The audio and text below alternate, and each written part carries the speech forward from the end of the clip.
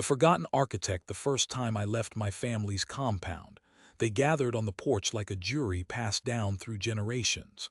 Their eyes weren't kind, their words like shards of broken glass. You'll never amount to anything, you fool. The land isn't yours to control, only to bemourn. They'd laughed at my dream of redesigning cities with greenery, water, and ancient wisdom. They called it folly, a painter, a dreamer, a disgrace. And when they dismissed my flood-resistant designs for the Nile Delta as wasted breath, I felt the weight of 1,000 dead ancestors pressing against my ribs. I fled. They didn't follow. 6 months later, my firm killed me. In a boardroom minutes from their skyscraper, they stripped me of my title, citing my unconventional methods and reckless idealism. Dismissed, shouted at, my concept for a floating coastal city scrubbed from the memorial floor like graffiti. But somewhere between their sneers and the finality of that rejection, I found a strange peace.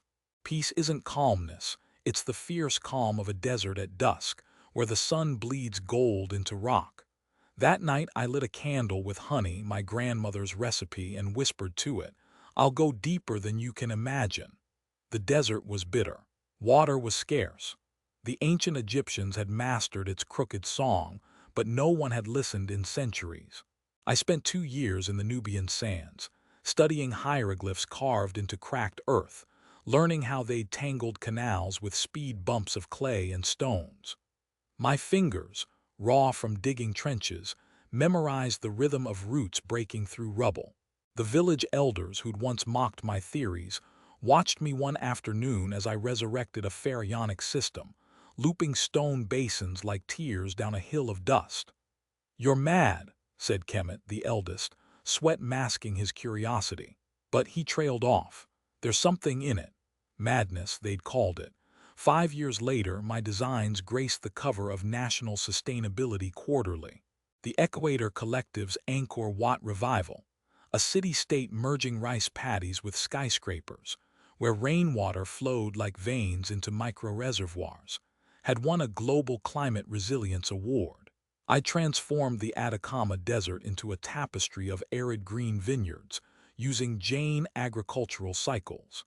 And the Sahara, irrigation mosaics modeled on Mesopotamian canals, now fed wells for thousands. But the old insults, they'd calcified into a cancer. The invitation came on a Tuesday. They needed me. The collapse of their latest dairy empire had been televised nationally, a grotesque saga of debt and broken cold storage units. "We'll fix it," their words were honeyed with shame. Return to help. I drove 12 hours, my SUV laden with soil samples and a single exhibit, a diorama of my Nile Delta project, miniature canals glittering with bioluminescent algae. They met me at the stone gates, their faces a tableau of pity and defiance. My father's jaw hung slack, my mother's eyes flicked to the vents on my dash, I realized. "The systems," he rasped, "they're too elaborate. You could have just filled a trench with concrete." I didn't speak. Let them gawk.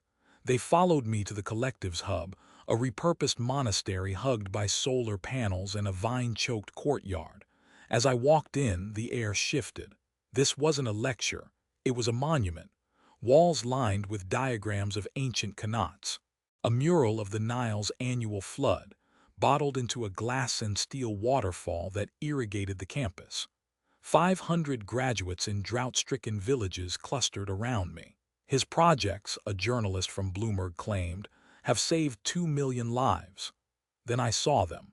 In a corner they stood rigid, clothes too neat, hands too tiny to grasp the magnitude. I passed them like ghosts, but they followed. My father's voice shook as I explained the Atacora Basin revival, how I'd ignored their advice to scale down, and instead tunneled 120 miles underground to redirect monsoon rains.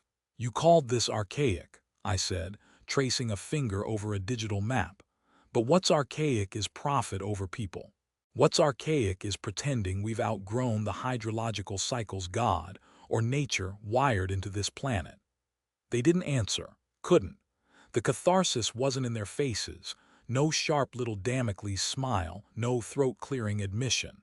It was later when my niece Fiona, sharp-eyed, intent, asked, "Auntie, did you ever regret leaving us here in the dark?" I ruffled her hair, my daughter from that doomed meeting in Nairobi. Regret? No. I told her about the widow who lost her fields to drought, now a guide for our erosion control teams. About the boy in Tuareg village who'd crossed continents to study at your school. About the man my father was, quoting Kemet's grudging "well done, son," as I kissed Fiona's brow. Karma's eldest daughter, Imani, approached me after supper, her own distrust crumbling under a story of a Decian citrus harvest that now feeds Cairo. "Why didn't you show us?" she asked. I didn't flinch. "Because vengeance isn't a project, it's a garden," I said. "You plant it while they're too busy counting their dollars to see the saplings grow."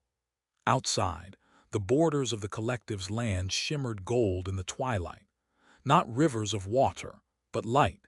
The capitulation etched into my body as the old men melted into the night, their shaming silences heavier than any handshake they'd ever offered. That night, as I stared at the holographic starscape above our geothermal atrium, my grandson Liam, my daughter's screaming toddler, poked my shoulder. "Grandpa, can we grow jellyfish in the backyard? The ones that glow like the delta," I laughed, for the first time in decades. "Success isn't a trophy you hoist. It's a scar you bear like a promise. My family may never apologize. They don't need to. The land tells its own story. Aquifers recharged, soils reborn, villages thriving where once there was only dust. Their derision was a wound, but I carved trellises over it instead of resentment. Karma's not a ledger, it's a garden. And the roots, old and new, hold me upright. We're still building. There's always more desert,